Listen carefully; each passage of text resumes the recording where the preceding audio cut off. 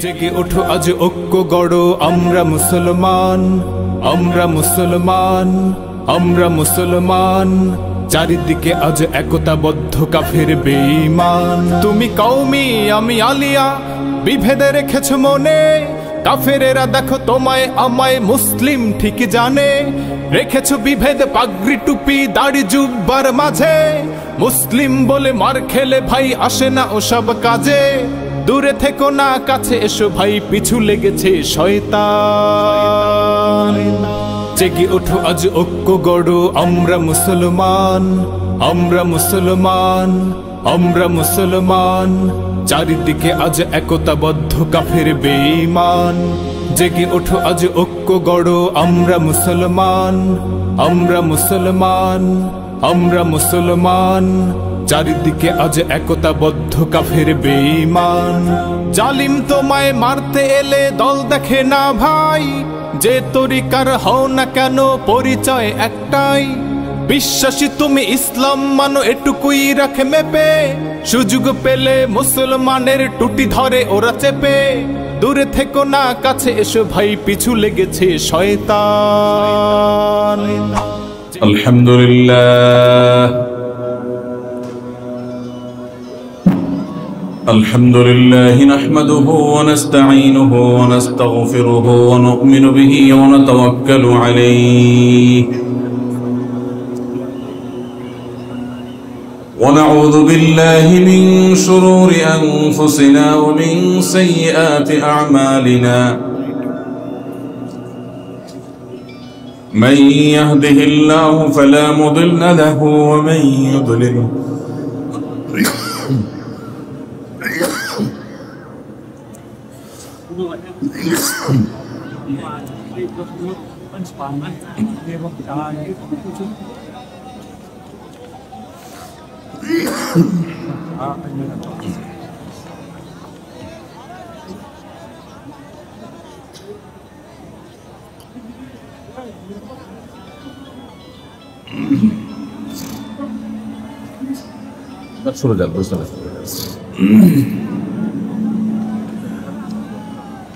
من يهده الله فلا مضل له ومن يضلله فلا هادي له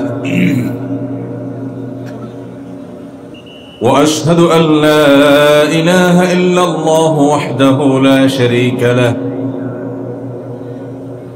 وأشهد أن محمدا عبده ورسوله أرسله بالحق بشيرا ونذيرا وداعيا إلى الله بإذنه وسراجا منيرا أما بعد فقد قال الله تبارك وتعالى في كلامه المجيد وفرقانه الحميد أعوذ بالله من الشيطان الرجيم يا أيها الذين آمنوا ادخلوا في السلم كافة ولا تتبعوا خطوات الشيطان إنه لكم عدو مبين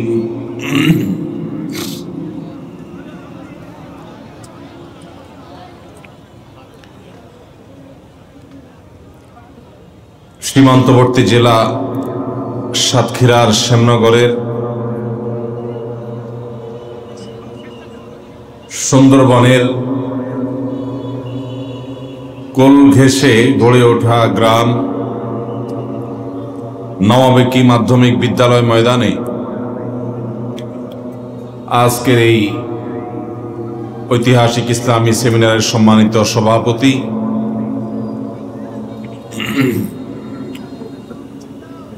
উপস্থিত অত্র এলাকার কৃতি সন্তান,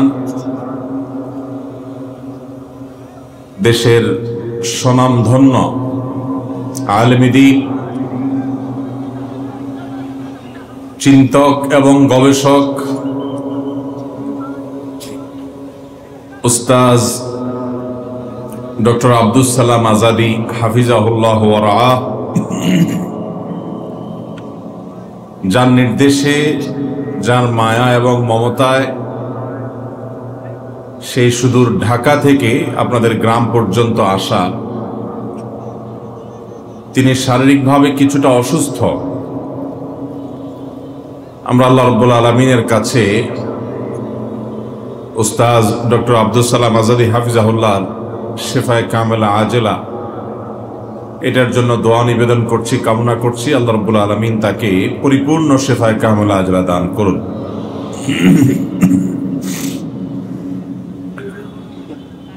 উস্তাজ ডক্টর আব্দুল সালাম আজাদি সেই স্বল্প সংখ্যক হাতে গোনা আলিমদের একজন, যার মধ্যে উম্মার ঐক্য ভাবনা, উম্মাহ কনসেপ্ট যার মধ্যে তিনি ধারণ করেন, লালন করেন। ছোটদের তরুণদের স্নেহ মমতা দিয়ে তাদেরকে উৎসাহ উদ্দীপনা দেন, যেটা এখন সোনার হরিণ হয়ে গেছে অনেকটা। আল্লাহ রাব্বুল আলামিন তার ছায়াকে আমাদের উপর দীর্ঘায়িত করুন, বলুন আমিন। মোহতারাম হাজরিন, ইনশাআল্লাহ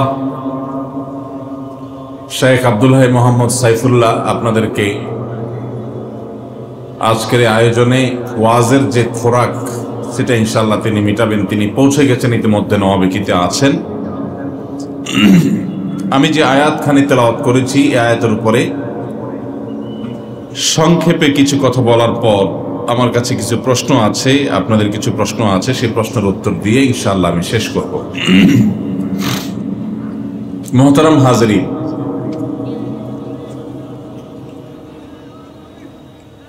এখনো ডানে বামে অনেক আওয়াজ শোনা যাচ্ছে। আমরা যদি একটু মেহরবানি করি, সবাই অনেকখানি নীরব হয়ে গেছেন মাশাআল্লাহ, অনেকখানি নিস্তব্ধ পরিবেশ। যেটুকুন আওয়াজ হচ্ছে সেটুকুন যদি বন্ধ হয়ে যায় তাহলে খুব সুন্দর হবে, প্রোগ্রামটা প্রাণবন্ত হবে, উপকারী হবে ইনশাআল্লাহ। এই জন্য আমরা ডানে বামে যে আওয়াজ হচ্ছে আওয়াজগুলো যথাসম্ভব বন্ধ করে ফেলার চেষ্টা করি মাশাআল্লাহ।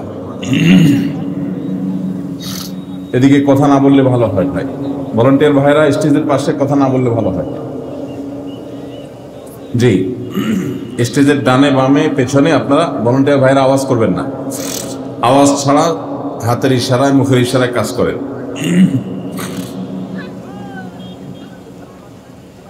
রাস্তা থেকে বাঁশির অনেক বেশি আওয়াজ আসছে, এগুলো আমরা যথাসম্ভব কন্ট্রোল করি, যতটা অল্প আওয়াজে কাজ করা যায়। ভলান্টিয়ার ভাইরা মেহরবানি করে সেদিকটা লক্ষ্য করেন। মোহতারাম হাজরিন, আল্লাহ রাব্বুল আলামিন আমাদেরকে যে দ্বীন দিয়েছেন ইসলাম, এই ইসলাম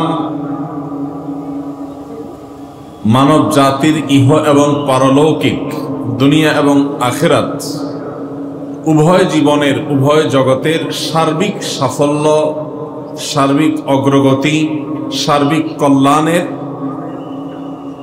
একমাত্র মাধ্যম, একমাত্র উপায় হিসাবে আল্লাহ তাআলা এই দ্বীনকে, ইসলামকে আমাদের জন্য দিয়েছেন। আমরা যারা নিজেদেরকে মুসলমান দাবি করি, মুসলমানের ঘরে জন্মগ্রহণ করেছি, মুসলমানের সন্তান হিসাবে যারা প্রাউড ফিল করি,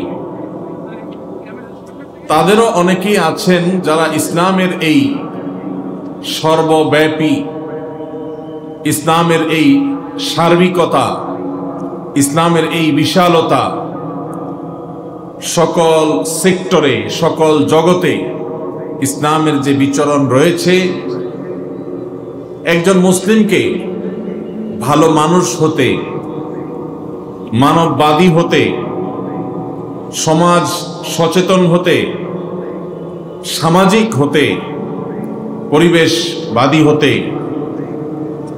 যত রকমের ভালো গুণ মানুষের মধ্যে হতে পারে তার সবগুলো অর্জন করতে একজন মুসলমানকে শুধু মুসলমান হওয়াই যথেষ্ট। মুসলমান হয়ে তাকে তার জীবনের ভালো কোনো দিকের জন্য অন্য কারোর কোনো দরজায়, অন্য কারোর দুয়ারে তাকে কোনো প্রকার ধর্ণা দেওয়ার কোনো প্রয়োজন নাই।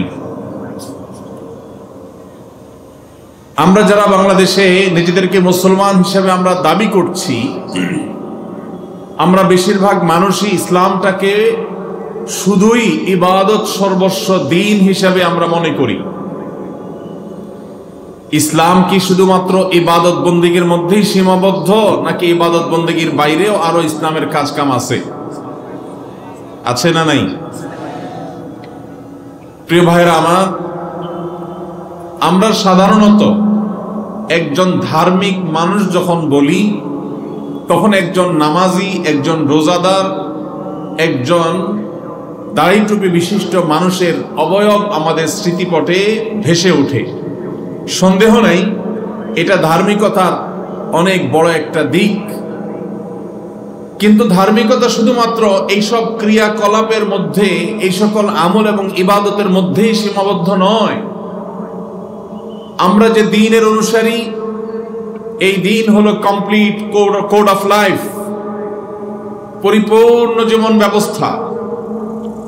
এখানে মানুষের ব্যক্তির আত্মিক উন্নয়নের কথা যেমন বলা আছে, এখানে ব্যক্তির চারিত্রিক উন্নতির কথা যেমন বলা আছে, ঠিক তেমনি ভাবে একটি সুন্দর পরিবার কিভাবে বেড়ে উঠবে, একটি সুন্দর সমাজ কিভাবে গঠিত হবে, একটি সুষম ইনসাফপূর্ণ রাষ্ট্র কিভাবে গঠিত হবে, একটি সুন্দর শান্তিময় পৃথিবী কিভাবে গড়ে উঠবে, তার পরিপূর্ণ রূপরেখা কোরআন এবং হাদিসে আছে না নাই? দুর্ভাগ্য আমাদের যে আমরা বেশিরভাগ মুসলমানরাই ইসলামটাকে শুধুমাত্র ইবাদতের মধ্যে সীমাবদ্ধ একটি জীবন বিধান, শরিয়ার বিধিবিধান সংশ্লিষ্ট বিষয় শুধুমাত্র মনে করে আমরা অনেকে বসে আছি। আল্লাহ সুবহানাহু ওয়া তাআলা কোরআনে হাকিমে আমাদেরকে লক্ষ্য করে বলছেন, ইয়া আইয়ুহাল্লাযীনা আমানু, হে ওই সকল মানুষেরা, তোমরা যারা ঈমান আনয়ন করেছো, নিজেদেরকে মুমিন দাবি করো, উদখুলু ফিস সিলমি কাফা, তোমরা ইসলামে প্রবেশ করো। কয় পাও প্রবেশ করতে বলা হয়েছে? এক কদম, দুই কদম? আল্লাহ বলেছেন উদখুলু ফিস সিলমি কাফা, পরিপূর্ণভাবে ইসলামে দাখিল হও, ইসলামে প্রবেশ হও পরিপূর্ণভাবে। এক পাও ইসলামে, এক পাও বাহিরে। নামাজটা আল্লাহর বিধান মতো, পরিবারে বাসা বাড়িতে গিয়ে নিজের খেয়াল খুশি মতো। নামাজটা আল্লাহর বিধান মতো, বাজারে দোকানদারি করার সময় নিজের লাভ এবং সুবিধা মতো। নামাজটা আল্লাহর বিধান মতো, আর আমার সমাজ ভাবনা, রাষ্ট্র ভাবনা, সেগুলো আমার নিজস্ব খেয়াল খুশি মতো, আমার নিজস্ব মতবাদ অনুযায়ী। এটা কি ইসলামে পরিপূর্ণ দাখিল হওয়া? আল্লাহ রাব্বুল আলামিন ইসলামের পূর্ণাঙ্গতা, ইসলামের বিশালতা, ইসলামের সর্বব্যাপিতা, ইসলামের এই যে বিশাল জগৎ, এই পরিপূর্ণ ইসলামের ধারণাকে আমাদের সবাইকে ধারণ করার তৌফিক দান করুন। প্রিয় ভাইরা আমার, আমরা যখন ইসলামের ব্যাপকতা নিয়ে কথা বলছি, ইসলাম ইবাদত প্রধান দিন হলেও শুধুই ইবাদত সর্বস্ব দিন বা ধর্ম নয়, এর বাইরেও ইসলামের যে বিশাল গণ্ডি আছে, এই গণ্ডি নিয়ে আমরা যখন আলাপ করছি, তখন আমাদেরই অনেক ভাই, আমাদেরই অনেক বোন আছেন যারা ইসলামের একেবারে বেসিক বিষয়গুলো, ইসলামের মৌলিক বিষয়গুলো পর্যন্ত তারা ধারণ করেন না, তারা বুঝেন না, তারা রপ্ত করেন না, অথচ তারাও কিন্তু আদমশুমারিতে মুসলমান, তারাও নিজেদেরকে মুসলমান মনে করছেন। ভাইরা আমার, একজন মানুষ যদি পরিপূর্ণভাবে ইসলামে দাখিল হতে হয়, তাকে যদি ইসলামে পরিপূর্ণভাবে প্রবেশ হতে হয়, তাহলে তার সর্বপ্রথম যে বিষয়টির প্রয়োজন, সেটি হলো তার ঈমানকে বিশুদ্ধ করতে হবে। শিরক, কুফর থেকে তার ঈমানকে পবিত্র করতে হবে। যেই ঈমানের সাথে শিরকের সংমিশ্রণ আছে, যেই ঈমানের সাথে কুফরের, নেফাকের সংমিশ্রণ আছে, যে ঈমানের পাশাপাশি কারোর মধ্যে আল্লাহর কোনো আইন, আল্লাহর কোনো বিধান, আল্লাহর কোনো আদেশ, আল্লাহর কোনো নিষেধ নিয়ে ন্যূনতম কোনো সংশয় সন্দেহ আছে, সেই ঈমান আল্লাহর খাতায় আল্লাহর হিসেবে ঈমান নয়। ঈমান হলো সেটি যেখানে আল্লাহর পরিপূর্ণ দ্বীনকে অন্তঃকরণে পরিপূর্ণভাবে জায়গা দেওয়া হয়, মেনে নেওয়া হয়। আল্লাহ রাব্বুল আলামিন আমাদের সবাইকে সেরকম খাঁটি মুমিন হওয়ার তৌফিক দান করুন। প্রিয় ভাইরা আমার, আমাদের এই প্রিয় মাতৃভূমিতে, আমাদের প্রিয় স্বদেশে বহু মুসলমান নামধারী পাবেন যারা নিজেদেরকে মুসলমান দাবি করেন, অথচ ঈমান যেভাবে পরিপূর্ণভাবে আল্লাহর প্রতি আনার কথা সেক্ষেত্রে তারা পরিপূর্ণ ঈমান আনেন নাই। হয়তো আল্লাহর প্রতি ঈমানও আনছেন, পাশাপাশি তারা তাদের সার্বিক উন্নতি, অগ্রগতি, বরকত, কল্যাণ এসব কিছুর জন্য কোন মৃত জীবিত মানুষকে তারা সেগুলোর জন্য ক্ষমতাধর, সেগুলোর জন্য পাওয়ার হোল্ড করেন, এরকম মানুষ মনে করেন। তাদের কাছে ধর্ণা দেন, তাদের কাছে যান, তাদের কবরে গিয়ে সন্তান, ব্যবসা বাণিজ্য, উন্নতি, অগ্রগতি, আর্থিক সচ্ছলতা, রাজনৈতিক উন্নতি এগুলো কামনা করেন। বিভিন্ন মাজারে গিয়ে বিভিন্ন মৃত ব্যক্তির কাছে অথবা জীবিত ব্যক্তির কাছে সে আধ্যাত্মিক ক্ষমতা আছে এরকম বিশ্বাস করেন। এই মানুষেরা তারা ঈমান আনয়ন করছেন, নিজের অজান্তে ঈমানের পাশাপাশি তারা শিরকেও লিপ্ত। যদি আমরা ইসলামে পরিপূর্ণভাবে দাখিল হতে হয় তাহলে সর্বপ্রথম আমাদের যে চ্যালেঞ্জ মোকাবিলা করতে হবে তা হলো ঈমানকে পিওর করতে হবে, খাঁটি করতে হবে সকল প্রকার শিরক থেকে, সকল প্রকার নিফাক থেকে, সকল প্রকার কুফরি থেকে, সকল প্রকার সন্দেহ সংশয় থেকে। আমাদের ঈমানকে যদি আমরা ঊর্ধ্বে তুলতে পারি তাহলে আমাদের ঈমানদার হিসেবে, মুসলমান হিসেবে খাতার নামটা প্রথমে উঠবে। আল্লাহ রাব্বুল আলামিন শিরকের অন্ধকারাচ্ছন্ন কুসংস্কার থেকে আমাদের সবাইকে পরিচ্ছন্ন এবং পবিত্র থাকার তৌফিক নসিব করো।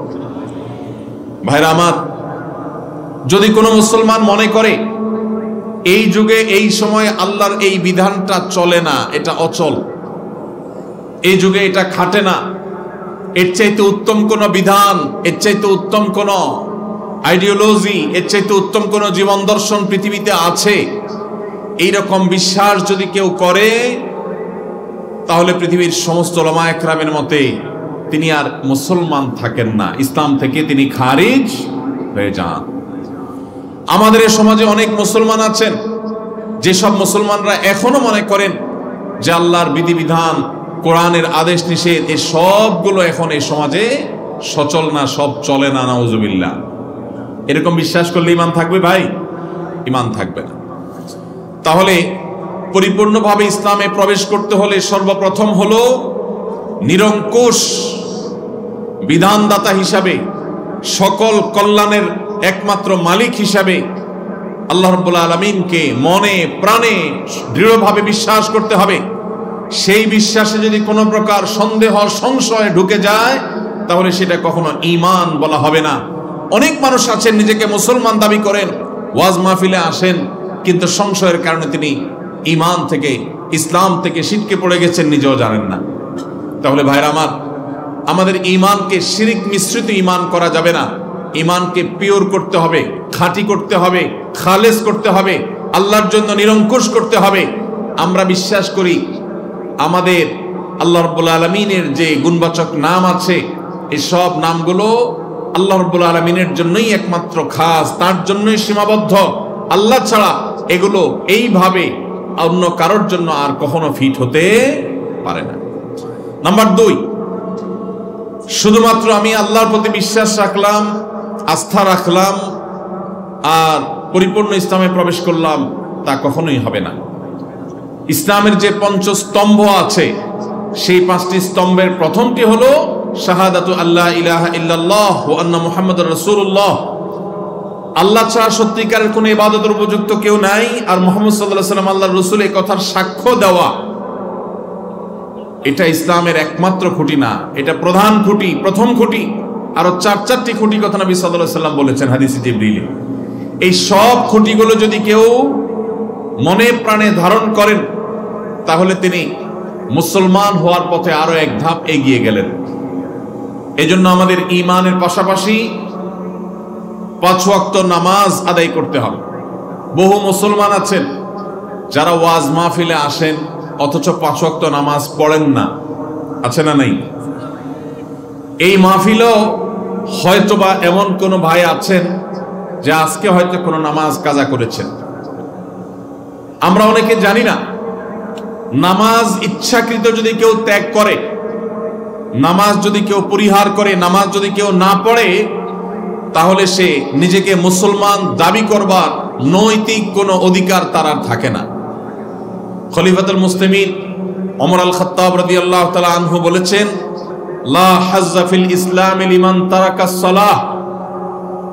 যে ব্যক্তি নামাজ ত্যাগ করে, যে ব্যক্তি নামাজ পড়ে না, ইসলামে তার কোনো হিস্সা, কোনো অংশ, কোনো ভাগ তার থাকতে পারে না। এই জন্য ভাইরা, নামাজ না পড়ে নিজেকে মুসলমান দাবি করার মানুষ আমাদের দেশে বহু আছে। অনেকে মনে করেন নামাজ না পড়লে কি হয়েছে, আমার ঈমান আছে। এই কথা হলো অনেকটা মামুর ভাইয়ের আবদারের মতো। নামাজ না পড়লে আবার ঈমান কিভাবে থাকে? আল্লাহ রাব্বুল আলামিন আমাদের সবাইকে পরিপূর্ণভাবে ইসলামে দাখিল হওয়ার তৌফিক দান করুন।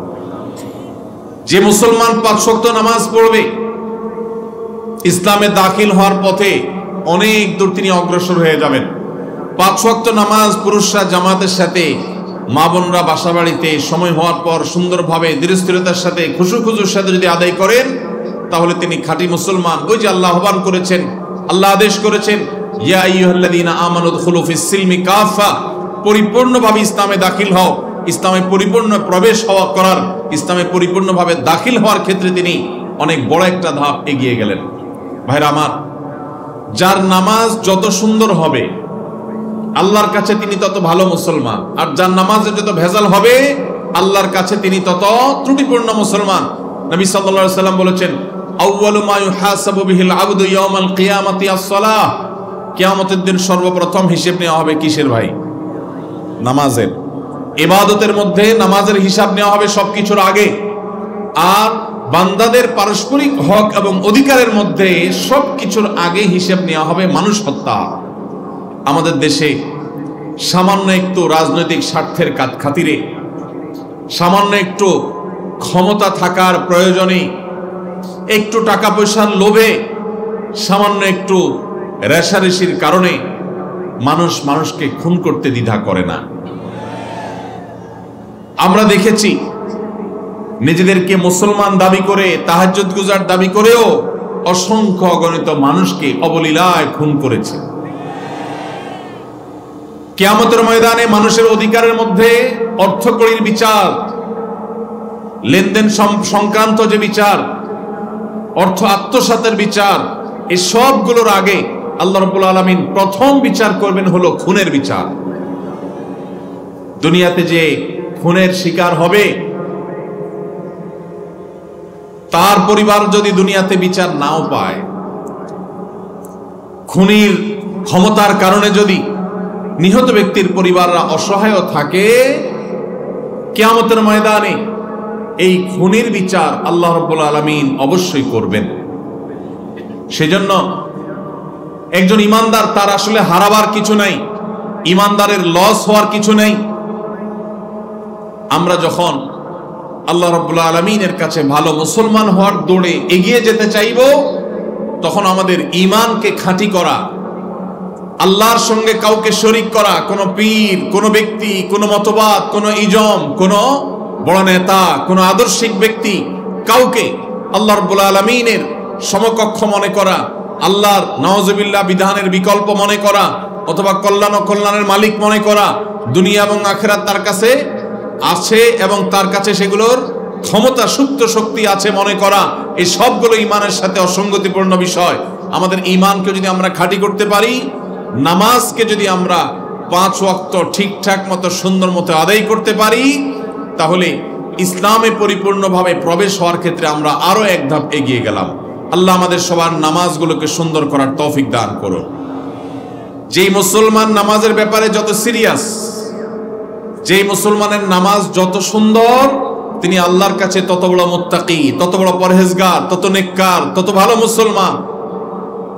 আজ আমাদের নামাজ ত্রুটিপূর্ণ হওয়ার কারণে এই নামাজ আমাদের মধ্যে সে এফেক্ট, সে প্রভাব ফেলছে না।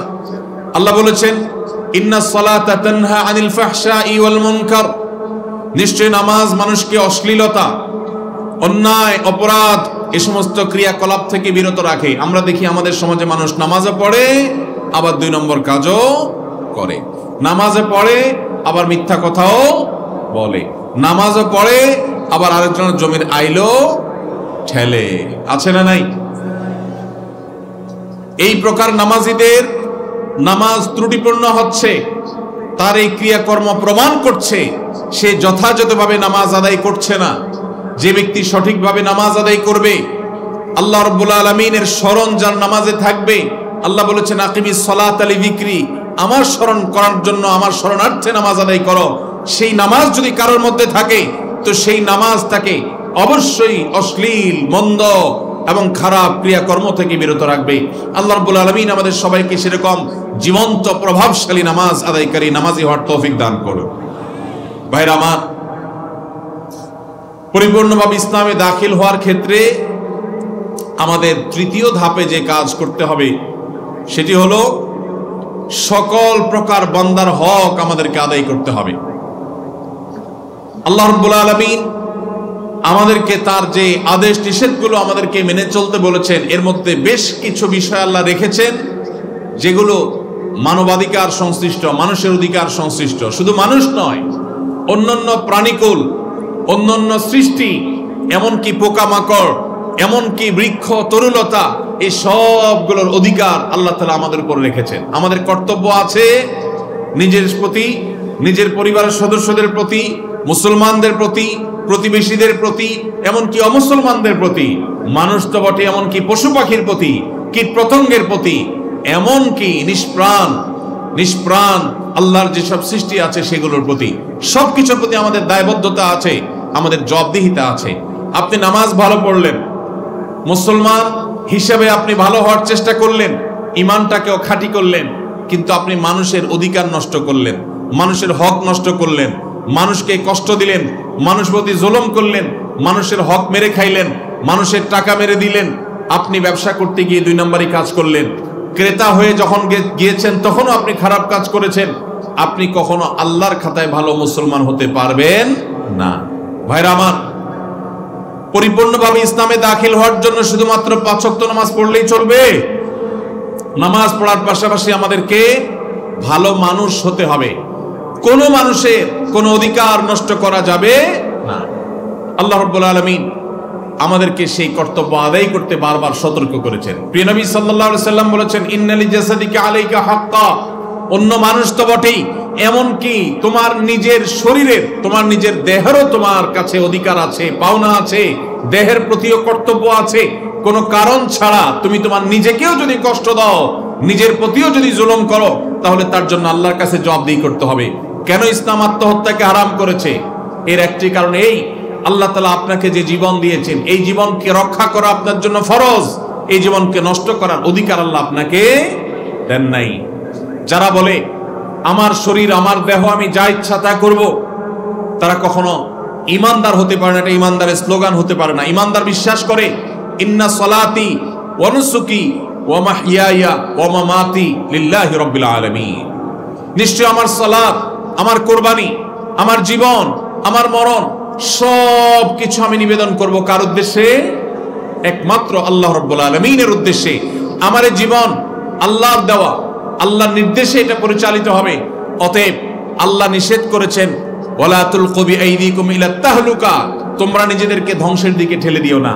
আমাদের অনেক যুবক ভাইরা আছেন, তারা কোনো পেরেশানিতে পড়লে, কখনো ডিপ্রেশন দেখা দিলে, দুশ্চিন্তা হলে, পরীক্ষাটা খারাপ হলে, অনেক ভাইরা আছেন ব্যবসায় কোনো রকম দুঃসংবাদ আসলে, কোন রকম লস দেখা দিলে, ধার দেনা হয়ে গেলে মনে হয় যে দেয়ালে পিঠ ঠেকে গেছে, মানুষের সামনে কিভাবে মুখ দেখাবো, কিভাবে আমি ঘুরে দাঁড়াবো, তখন তারা অনেক সময় আত্মহত্যার পথে পা বাড়ায়।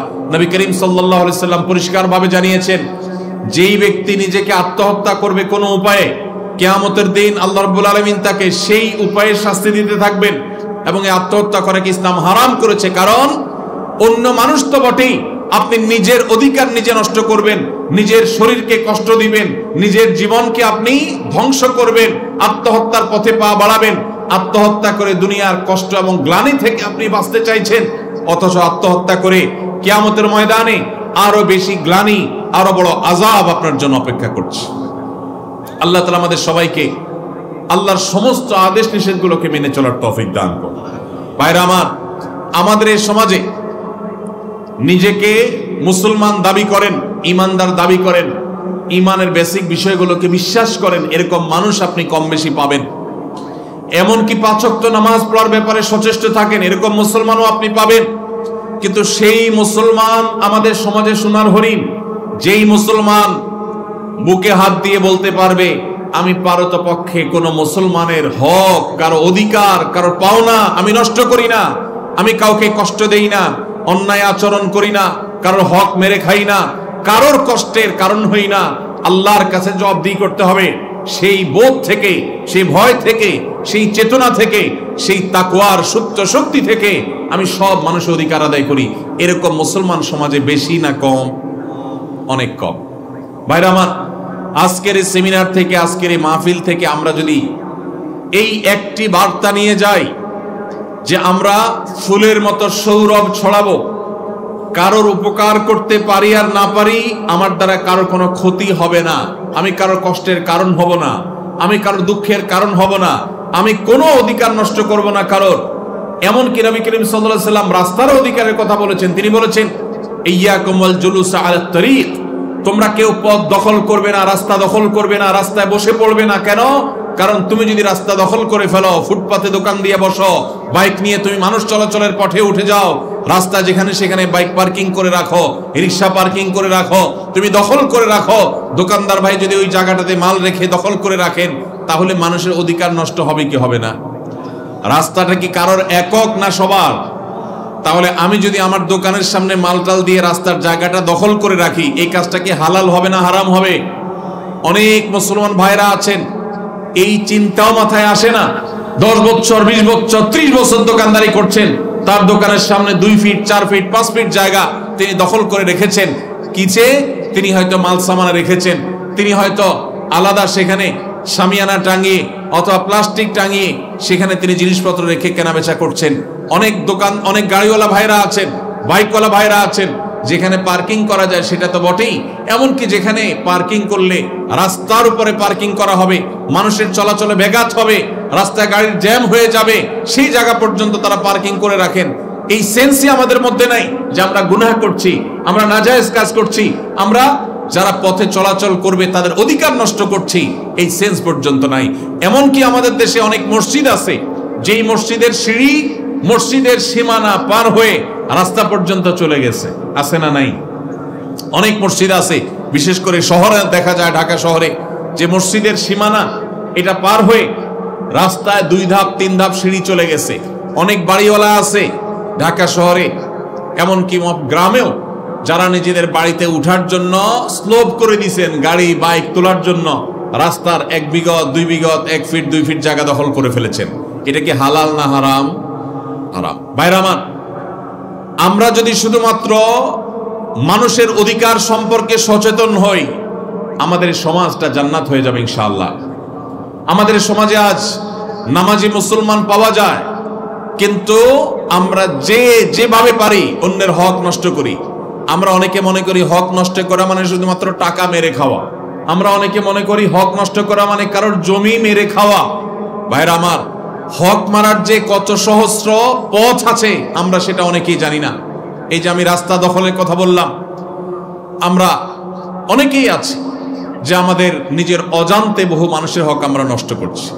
প্রতিবেশীকে কোনো প্রকার কষ্ট না দেওয়া, এটা আমাদের উপরে কর্তব্য। নবী সাল্লাল্লাহু আলাইহি ওয়াসাল্লাম বলেছেন, লা ইউমিনু মান লা ইয়ামানু জারুহু বাওয়াইকাহ, যে ব্যক্তির ক্ষয়ক্ষতি থেকে তার প্রতিবেশী নিরাপদে থাকে না, সে মুমিন হতে পারে না। এখন আপনি আপনার বাসায় ওয়াজ শুনতেছেন হাই ভলিউমে, আপনি সাউন্ড বক্স ফুল দিয়া অথবা মোবাইলে একেবারে ফুল ভলিউম দিয়ে ওয়াজ শুনতেছেন, এত জোরে ওয়াজ শুনতেছেন যে আপনার পাশের বাসার যিনি আছেন, পাশের বাড়িতে যিনি আছেন, আপনার পাশের ঘরে যিনি আছেন, এই আওয়াজে তার ডিস্টার্ব হচ্ছে। তাহলে আপনার এই ওয়াজ শোনার কারণে সওয়াব হবে নাকি গুনাহ হবে? এমনকি এই যে ওয়াজ মাহফিলের মাইক, এই মাইক অনেক দূর দূরান্ত পর্যন্ত নাই। আজকের এই মাহফিল, আজকের এই সেমিনার একটা আদর্শ প্রোগ্রাম, দিনী প্রোগ্রাম, কিন্তু অনেক মাহফিলে দেশে হয় মাইলকে মাইল পর্যন্ত মাইক লাগিয়ে গভীর রাত পর্যন্ত মানুষকে অতিষ্ঠ করা হয়, কষ্ট দেওয়া হয়। এর মাধ্যমে সওয়াব হয় না গুনাহ হয় আমরা অনেকে জানি না। ভাইরা আমার, এইভাবে আমরা অনেকে নিজেদের অজান্তে অনেক মানুষ অধিকার নষ্ট করছে। একজন ইমানদার তার প্রতিটি নড়াচড়ায়, তার প্রতিটি উঠা বসায়, তার প্রতিটি কথাবার্তায় তিনি দায়িত্বশীল আচরণ করবেন। আমাদের প্রিয় নবী সাল্লাল্লাহু আলাইহি সাল্লামের মসজিদে নববীতে একবার একজন ব্যক্তি, এক সাহাবী, তিনি কোরআনের তেলাওয়াত করছিলেন একটু উচ্চ স্বরে। নবীজি সাল্লাল্লাহু আলাইহি সাল্লাম তখন তাকে বললেন, তুমি কোরআন তেলাওয়াত করে যে আল্লাহকে শোনাতে চাচ্ছ সেই আল্লাহ তাআলা বধির না, তিনি আস্তে পড়লেও শুনেন, তুমি কেন জোরে পড়ছো? আরেকজনের ডিস্টার্ব হচ্ছে।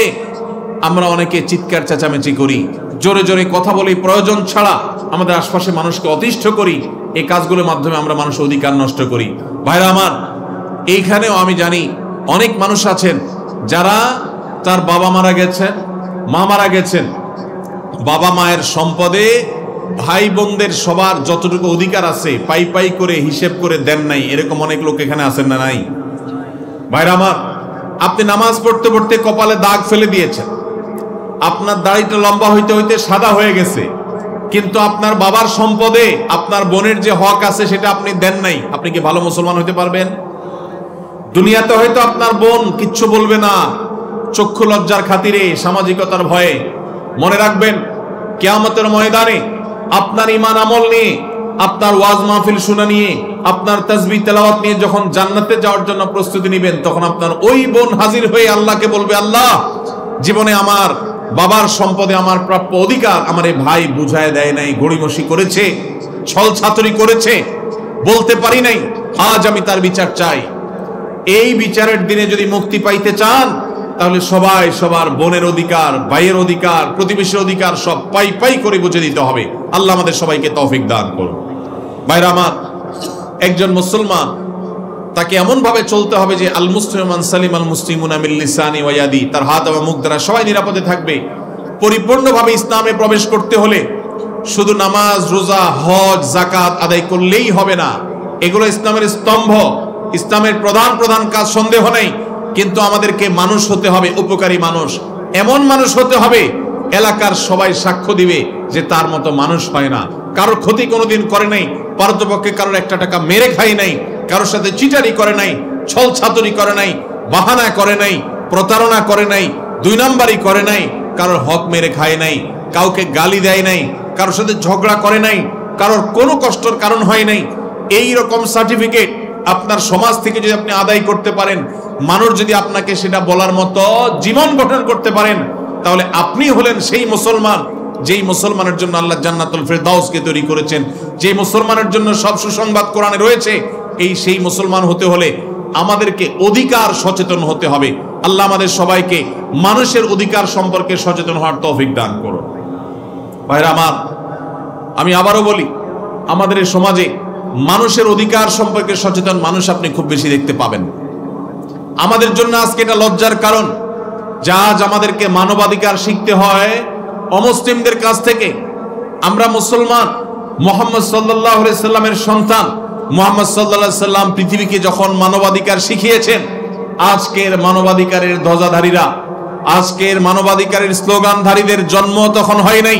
1450 বছর আগে নবী করিম সাল্লাল্লাহু আলাইহি সাল্লাম আমাদেরকে এমন জীবন গঠন করতে শিখিয়েছেন যে এক ব্যক্তিকে তিনি দেখেছেন পিপিলিকা, পিঁপড়াকে আগুনে পুড়িয়ে হত্যা করছেন। নবীজি বলেছেন, এই পিপিলিকা যদি তোমার কষ্টের কারণ হয়, সে যদি তোমাকে উপদ্রব করে, তাকে যদি নিধন করতেই হয়, তাহলে তুমি তাকে পিষে মেরে ফেলো। তুমি আগুন জ্বালিয়ে ছটপট করে তাকে মারবা, তাকে নির্মমভাবে হত্যা করবা। পৈশাচিক আনন্দ কোন প্রাণীকে হত্যা করতে গিয়ে তুমি করতে পারো না। তোমাকে কোন প্রাণী কষ্ট দেয়, তুমি তাকে মেরে ফেলতে পারো, সে অধিকার আল্লাহ তোমাকে দিয়েছেন।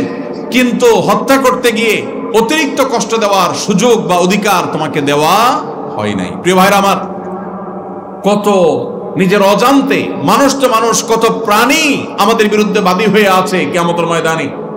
যারা দাঁড়াবে তাদের অধিকার আমরা নষ্ট করেছি। আপনারা প্রসিদ্ধ হাদিস শুনেছেন নবী সাল্লাল্লাহু আলাইহি সাল্লামের, যে একজন নারী সারা জীবন ইবাদত বন্দেগী করেছেন, শুধুমাত্র একটি বিড়ালকে বেঁধে রেখেছেন, খাবার দেন নাই সময় মতো, মারা গেছে।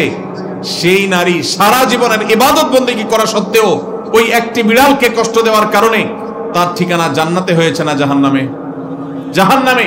তাহলে আমরা যদি কোনো মানুষের ক্ষতির কারণ হই, কোনো মানুষের কষ্টের কারণ হই, দোকানদার ভাই যদি কাস্টমারকে ঠকায়, জান্নাত ঠিকানা হবে না জাহান্নাম ঠিকানা হবে? জমির আইলটা যদি ঠেলেন, কারোর সবজিটা যদি চুরি করে নিয়ে আসেন, কারোর ঘেরের মাছ যদি চুরি করে নিয়ে আসেন, ঠিকানা কি জান্নাত হবে না জাহান্নাম? আল্লাহ আমাদের সবাইকে ভালো মানুষ হওয়ার তৌফিক দান করুন। আমরা যতক্ষণ পর্যন্ত ভালো মানুষ না হব, ততক্ষণ পর্যন্ত পরিপূর্ণ ইসলামে দাখিল হওয়া সম্ভব না। আল্লাহ এটাই বলেছেন, ইয়া আইয়ুহাল্লাযীনা আমানু দুখুলু ফিস সিলমি কাফা, হে ঈমানদারেরা তোমরা ইসলামে পরিপূর্ণভাবে প্রবেশ করো, সম্পূর্ণরূপে প্রবেশ করো।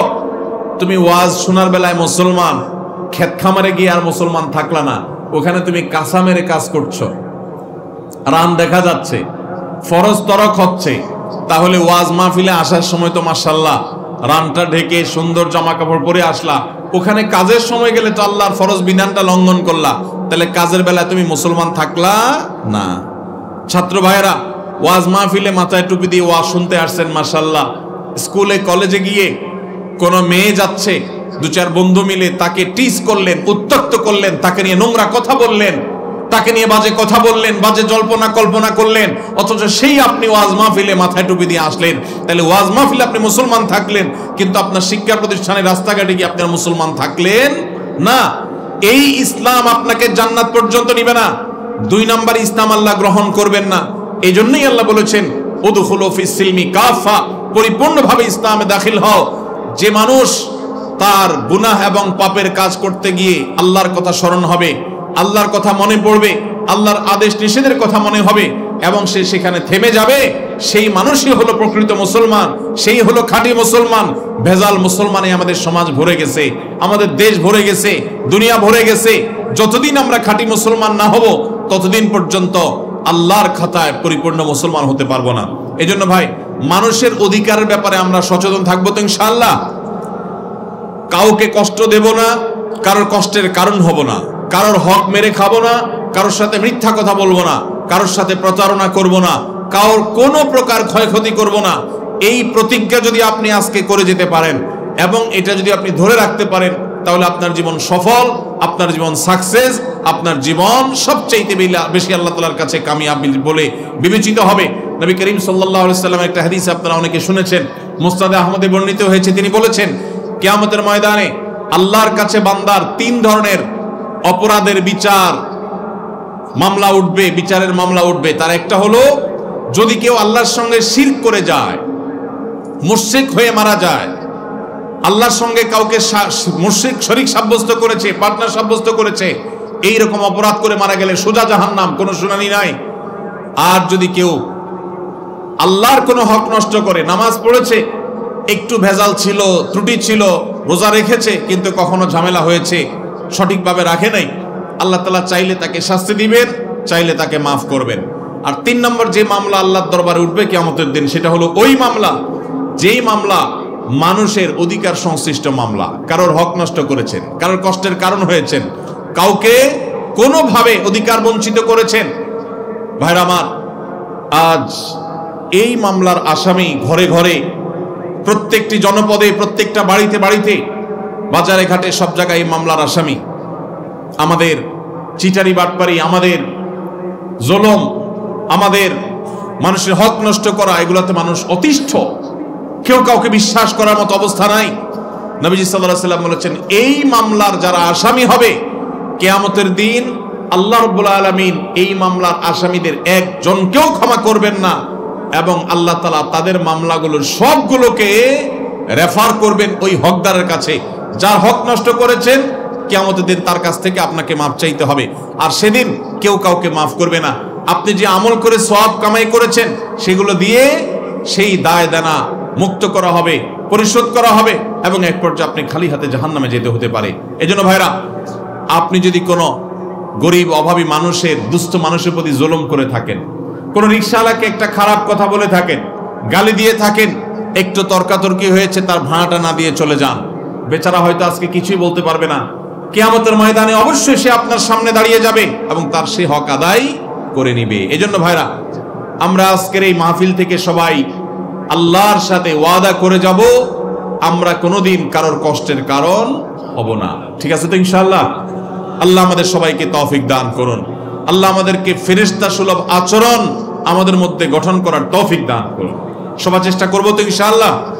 ভাইরা আমার, 4 নম্বর, ইসলামে পরিপূর্ণভাবে দাখিল হওয়ার জন্য আমাদের আচরণটা সুন্দর করতে হবে। বান্দার হকের মধ্যে অনেকটা সেটা চলে আসে, কিন্তু আলাদা করে এটাকে এই জন্য বলতে হবে। নবী করিম সাল্লাল্লাহু আলাইহি সাল্লাম বলেছেন, মা মিন শাইইন ইউদাউ ফিল মিজান ইয়াউমাল কিয়ামাতি আসকালু মিন হুসনিল খুলুক। কিয়ামতের ময়দানে যত আমল নেক আমলের পাল্লায় রাখা হবে, আপনি সুবহানাল্লাহ বলেছেন, আলহামদুলিল্লাহ বলেছেন, আল্লাহু আকবার বলেছেন, তাসবিহ তাহলিল করেছেন, জিকির আজকার করেছেন, কোরআন তেলাওয়াত করেছেন, কোরআন তেলাওয়াত শুনেছেন, ওয়াজ মাহফিলে গিয়েছেন, আপনি নফল নামাজ পড়েছেন, নফল রোজা রেখেছেন, নফল দান সাদাকা করেছেন, যত প্রকার আমল আপনি করেন, এর মধ্যে কিয়ামতের ময়দানে সবচেয়ে ওয়েটফুল আমল হবে, সবচেয়ে ভারী আমল হবে আপনার সুন্দর আচরণ। অনেক মানুষ আছেন নামাজটা অনেক সুন্দর, অনেক আলেম আছেন ওয়াজ করে অনেক ভালো, কিন্তু তার মাদ্রাসায় স্টাফদের সাথে, হুজুরদের সাথে, সহকর্মীদের সাথে, বাবুর্চিদের সাথে, অন্য লোকদের সাথে আচরণটা খারাপ করে। আছে না নাই? অনেক মানুষ আছেন হাজী সাহেব, কিন্তু হাজী সাহেবের মুখ দিয়ে এক একটা বাইর হয় 5 মণ ওজনের। আছে না নাই? অনেক মানুষ আছেন অন্য দিক থেকে তার ত্রুটি নাই, কিন্তু সে বদমেজাজ, মাথা যখন গরম হয় কাউকে চিনে না, কি মুখ দিয়ে আসে না আসে কিচ্ছু বলতে পারে না। আছে না নাই এ রোগের রোগী? আমাদের এখানে আছে না নাই এ রোগের রোগী?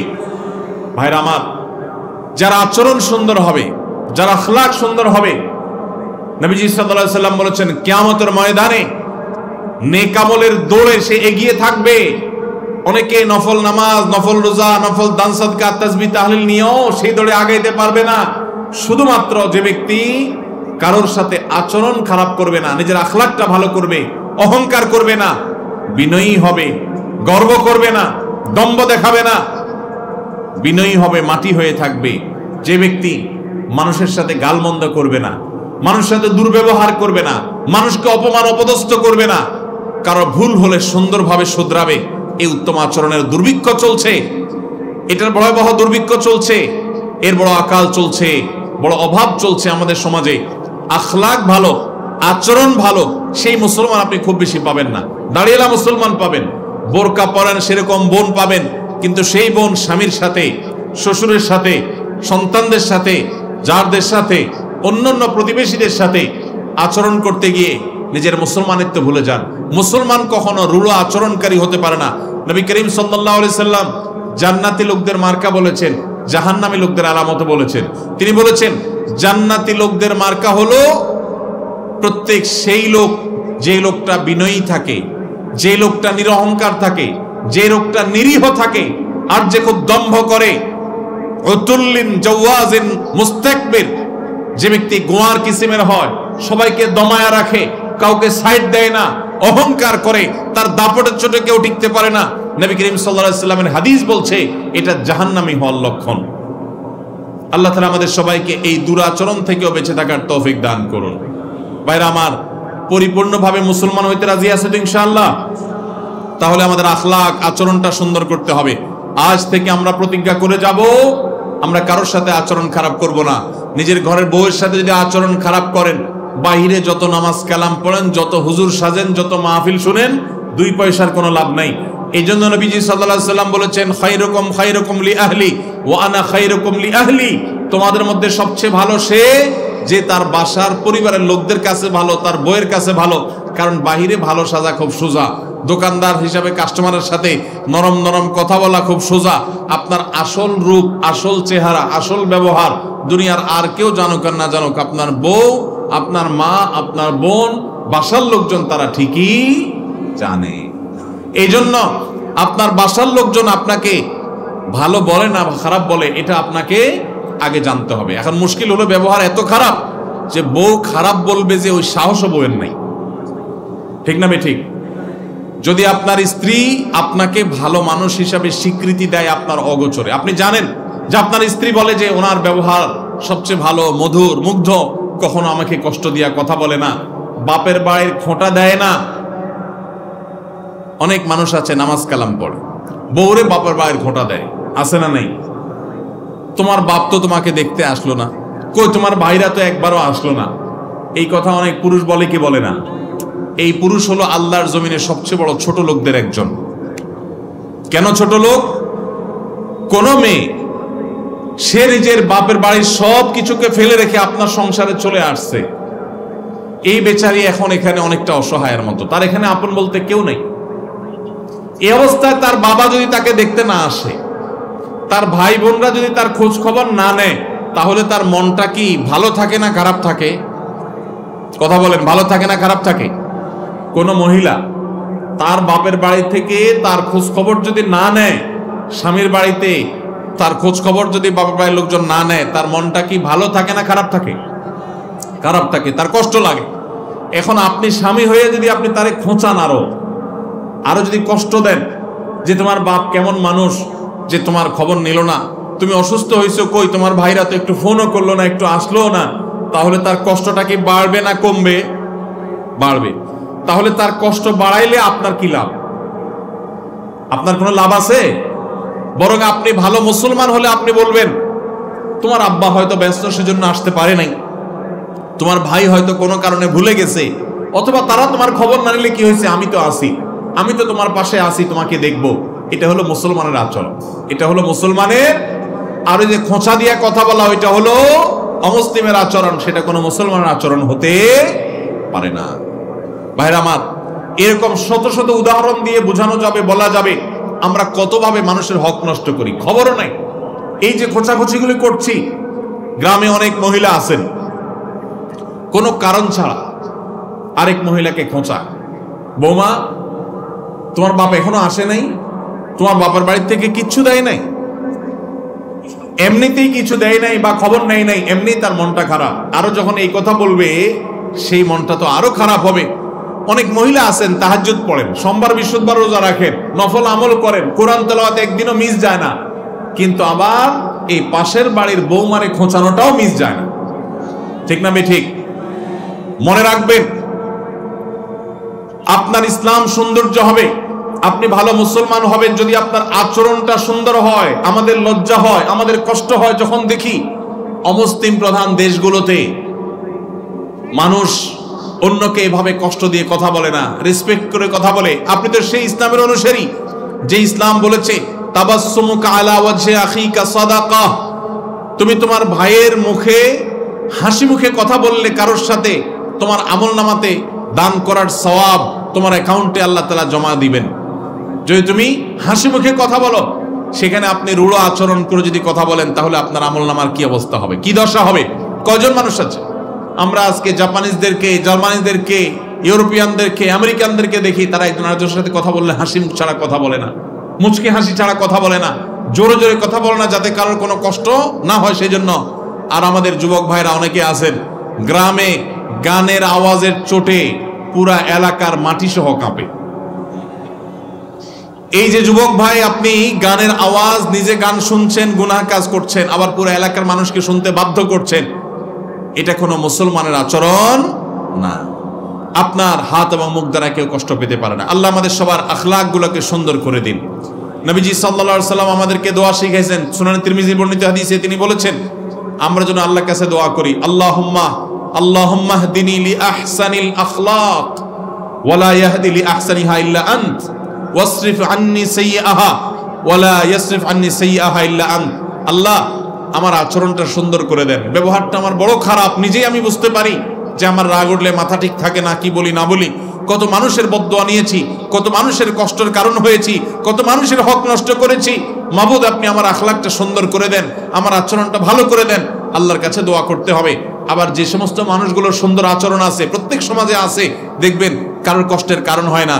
এই যে শেখ আব্দুল সালাম আজাদি হাফিজাহুল্লাহকে আমি মহব্বত করি, আমি উস্তাদের সব বিস্তারিত বিষয় জানি না উনি কেমন মানুষ, কিন্তু আমি জানি উনি মুচকি হাসি কথা বলেন, হাসি মুখ ছাড়া থাকেন না। আমাদের ডক্টর খন্দকার আব্দুল্লাহ জাহাঙ্গীর রহমতুল্লাহি আলাইহি, যার চেহারা মাথায় স্মৃতিতে ভেসে উঠলেই একটা হাসি মুখ চোখের সামনে ভেসে উঠে। এটাই হলো মুসলমানের আচরণ, এটাই হলো মুসলমানের চরিত্র। আল্লাহ আমাকে, আপনাদেরকে, আমাদের সবাইকে সেরকম চরিত্র ধারণ করার তৌফিক দান করুন। সবার চেষ্টা করবো তো ইনশাআল্লাহ। আমি আবারও বলি ভাই, বারবার বলি, এই দেশে নামাজি কালামি মুসলমান যাও আছে, সুন্দর আচরণওয়ালা মুসলমান তার ধারে কাছেও নাই। আমরা এই দুর্ভিক্ষ, এই অভাব দূর করার জন্য আমরা প্রত্যেকে ভালো মানুষ হব, চেষ্টা করবো তো ইনশাআল্লাহ। আপনাদেরকে একটি বিষয় শেয়ার করি। অনেক বছর আগে আমি হাদিসের যে অনলাইন লাইব্রেরি, সেখানে সার্চ দিয়ে দেখেছিলাম নবী সাল্লাল্লাহু আলাইহি ওয়াসাল্লাম যে সমস্ত হাদিসে বলেছেন, খায়রুকুম আও খায়রুন নাস, তোমাদের মধ্যে সবচেয়ে সেরা মানুষ, মুসলমানদের মধ্যে সবচেয়ে ভালো মুসলমান কারা, এই সংক্রান্ত এই শীর্ষক যত হাদিস আছে সেগুলোকে সার্চ দিয়ে বের করলাম। বের করার পরে দেখলাম আমার সার্চিং এ প্রায় 11টি আইটেম পেয়েছি। এই 11টি আইটেমের একটা আইটেম পেয়েছি, খায়রুকুম মান তাআল্লামাল কুরআন ওয়া আল্লামা, তোমাদের মধ্যে মুসলমানদের মধ্যে সবচেয়ে উত্তম তারা যারা মানুষকে কোরআন শিখায়, নিজে কোরআন শিখে এবং মানুষকে কোরআনের শিক্ষা দেয়, তারা হলো সবচেয়ে উত্তম। এই একটা বাদে বাকি 10টা যে হাদিস বা 10 প্রকারের যে হাদিস, সবগুলো হাদিসের নির্যাস একই, সেটা হলো নবীজি সাল্লাল্লাহু আলাইহি ওয়াসাল্লাম সবচেয়ে ভালো মানুষ, সবচেয়ে ভালো মুসলমান, সবচেয়ে শ্রেষ্ঠ মানুষ, আল্লাহর কাছে সবচেয়ে সেরা মানুষ। এইভাবে যাদেরকে চিত্রায়িত করেছেন সে মানুষগুলো হলো, সবগুলো মানুষ হলো আখলাকের সৌন্দর্যের অধিকারী। যেমন তিনি বলেছেন, খায়রুকুম খায়রুকুম লিসাহিবিহি, তোমাদের মধ্যে সবচেয়ে ভালো মানুষ যে তার সঙ্গীদের কাছে ভালো। এটা আখলাক সম্পর্ক, আচরণ সংক্রান্ত বিষয়। অর্থাৎ আপনার বন্ধু বান্ধব, আপনার মহল যাদের মধ্যে উঠা বসা করেন, তারা যদি বলে ওর মতো মানুষ হয় না, ও আসলে খুব ভালো মানুষ, ও খুব নরম মানুষ, ও খুব ভদ্র মানুষ, ও কাউকে কষ্ট দেয় না, কাউকে জ্বালায় না, কাউকে উত্ত্যক্ত করে না, খারাপ কাজ করে না, এই সাক্ষ্যটা যদি আপনার সার্কেল, আপনার সোসাইটি, আপনার বন্ধু মহল, আপনার আশপাশের লোকজন, আপনি যাদের মধ্যে থাকেন তারা যদি বলে, তো আরশে আজিমের মালিকের কাছেও আপনি ভালো। ভাইরা আমার, নবীজি সাল্লাল্লাহু আলাইহি ওয়াসাল্লাম বলেছেন, খায়রুকুম আহসানুকুম আহসানুকুম কাদাআ, তোমাদের মধ্যে সবচেয়ে ভালো মানুষকে যে ঋণ নেওয়ার পর, দোকান থেকে বাকি নেওয়ার পর পরিশোধ করার ক্ষেত্রে ভালো মানুষের পরিচয় দেয়। বহু লোক দেখবেন এক দোকান থেকে বাকি নিয়া ওই দোকানের সামনে দিয়ে আর হাঁটে না, আছে না নাই? অন্য দোকান থেকে নগদে কিনে খায়, ওই যে দোকান থেকে বাকি কিনছে ওই দোকানদারকে চিনেও না। একবার কারোর কাছ থেকে হাওলাত নিয়ে আটকাইতে পারলে আর সেই টাকা দেওয়ার কোনো নামগন্ধ আছে না নাই? এরকম মানুষ। ভাইরা আমার, তাহলে ভালো মানুষ হতে হলে, ভালো মুসলমান হতে হলে আমাদের আচরণ, আমাদের কাজকর্ম, লেনদেন, এগুলোকে সুন্দর করার কোনো বিকল্প পথ আমাদের সামনে খোলা নাই। আল্লাহর কাছে দোয়া করি, ফরিয়াদ করি, আল্লাহ আমাকে আজকের এই মাহফিলে, এই বিশাল সেমিনারে যারা উপস্থিত হয়েছি, আল্লাহ আমাদের সবার আখলাকগুলোকে সুন্দর করে দেন। ভাইরা আমার, আমি ব্যক্তিগতভাবে আল্লাহর কাছে কাবায় তওয়াফ করতে গিয়ে অথবা হজের সময় দোয়া কবুলের জায়গাগুলোতে আল্লাহর কাছে আমি কয়েকটা জিনিস কমন সব সময় চাই। এর ভিতরে একটা জিনিস হলো, আমার কাছে যে মানুষগুলোকে খুব আখলাকি মানুষ মনে হয়, নাম ধরে ধরে আমি বলি, আল্লাহ অমুকের মতো উত্তম আখলাক, সুন্দর আচরণ আমাকে দিয়ে দেন। আল্লাহ আমার আচরণটা সুন্দর করে দেন। আল্লাহ আমার আচরণ থেকে যেন ফুলের সৌরভ ছড়ায়, আমার আচরণ থেকে যেন দুর্গন্ধ না ছড়ায়, আমি যেন কোনো মানুষের কষ্টের কারণ না হই। এমনকি শত্রু যদি আমার সাথে শত্রুতা করে, তার প্রতিও যেন আমি সীমা ছাড়িয়ে না যাই, জুলুম না করি। আমি সেই নবীর অনুসারী যেই নবী কোনোদিন অমুসলিম কাফেরদের প্রতিও জুলুম করেন নাই, যারা তাকে কষ্ট দিয়েছে তাদেরকেও তিনি কষ্ট দেন নাই। আমরা সেই নবীর অনুসারী। অতএব তার মতো আখলাক, তার মতো আচরণ আজ আমাদের মধ্যে গঠন করতে হবে। চেষ্টা করা যাবে না ইনশাআল্লাহ? আল্লাহ আমাদের সবাইকে তৌফিক দান করুন। 5 নম্বর, আমরা যদি পরিপূর্ণভাবে ইসলামে দাখিল হতে হয়, তাহলে সেক্ষেত্রে আমাদের সকল ক্রিয়াকর্ম, সকল কিছু আল্লাহর জন্য, আল্লাহর সামনে নিবেদন করে দিতে হবে। আমাদের ব্যবসা বাণিজ্য, সেখানে হালাল হারাম খুঁজতে হবে। আমাদের কায় কারবার, সেখানে হালাল হারাম খুঁজতে হবে। আপনি কোথাও চাকরি করেন, সেখানে হালাল হারাম খুঁজতে হবে। সব ক্ষেত্রে যদি হালাল হারাম মেনটেন করে চলেন, তাহলে ইনশাআল্লাহ আপনি ইসলামে পরিপূর্ণভাবে দাখিল হতে পারবেন। আমাদের এই সমাজে বহু মানুষ আছেন যারা আলহামদুলিল্লাহ অন্য অনেক দিক থেকে ভালো, কিন্তু হালাল হারাম বাজ বিচারের ক্ষেত্রে ভালো মানুষ না। এরকম মানুষ আছে না নাই? অনেক আছে। হালাল হারামের বাজ বিচার নাই। হালাল হারামের বাজ বিচার যদি কেউ না করে, সে কখনো পরিপূর্ণভাবে ইসলামে প্রবেশ করতে পারবে না। ইসলাম হলো পরিপূর্ণ জীবন ব্যবস্থা, এখানে সবকিছুর সমাধান আছে। আল্লাহ তাআলা আমাদের সবাইকে খাঁটি মুসলমান, পরিপূর্ণ মুসলমান হওয়ার তৌফিক দান করুন। আধা মুসলমানের জন্য জান্নাত নয়, পরিপূর্ণ মুসলমানের জন্য জান্নাত। আধা মুসলমানের জন্য আখিরাতের শেষ হাসি হাসা হবে না, আধা মুসলমানের উপর আল্লাহ সন্তুষ্ট হবেন না। আধা মুসলমানের জন্য সাফল্য আসবে না, পরিপূর্ণ মুসলমানের জন্য সাফল্য আসবে। এই যে 5টি পয়েন্টের কথা আমি বললাম, এই 5টি পয়েন্টের অভাব অনেক হুজুরের মধ্যে আছে, অনেক আলেমের মধ্যে আছে, অনেক ইমাম সাহেবের মধ্যে আছে, অনেক মাদ্রাসার শিক্ষকের মধ্যেও আছে। আমরা কেউ একেবারে ফেরেশতা হয়ে যাই নাই। আমাদের এই সংগ্রাম করতে হবে যে আমাদের এই 5টা গুণ অর্জন করতে হবে। আমি আবারও বলছি, নাম্বার 1, আমাদের ঈমানটাকে সুন্দর করতে হবে, শুদ্ধ করতে হবে। ঈমানে কোনো ভেজাল রাখা চলবে না। শিরক এবং কুফর থেকে, নেফাক থেকে ঈমানকে পাক রাখতে হবে। নাম্বার 2, 5 ওয়াক্ত নামাজকে জীবনের সবকিছুর উপরে গুরুত্ব দিতে হবে। প্রাণ থাকতে কখনো নামাজ ছুটতেই পারে না মুসলমানের। নাম্বার 3, আমরা কখনো কোনো মানুষের অধিকার নষ্ট করতে পারি না। সকল মানুষের, সকল প্রাণীর অধিকার আদায় করতে হবে, কারোর হক নষ্ট করা যাবে না। আর নাম্বার 4, আমাদের আচরণটা সুন্দর হতে হবে, আখলাকটা ভালো হতে হবে। নাম্বার 5, আমার সকল উপায় উপার্জন সবকিছু 100% হালাল হতে হবে। হারামের লেশ যদি আসে, তাহলে ওই যে নামাজ পড়লাম, আখলাক সুন্দর করলাম, কোনো কিছু লাভ হবে না, কারণ হারাম উপার্জনকারীর কোনো কিছু কোনো কাজে আসে না। এই 5টা গুণ অর্জন করার চেষ্টা করবো তো ইনশাআল্লাহ। আল্লাহ তাআলা আমাকে, আপনাকে, আমাদের সবাইকে পরিপূর্ণভাবে ইসলামে দাখিল হওয়ার তৌফিক দান করুন।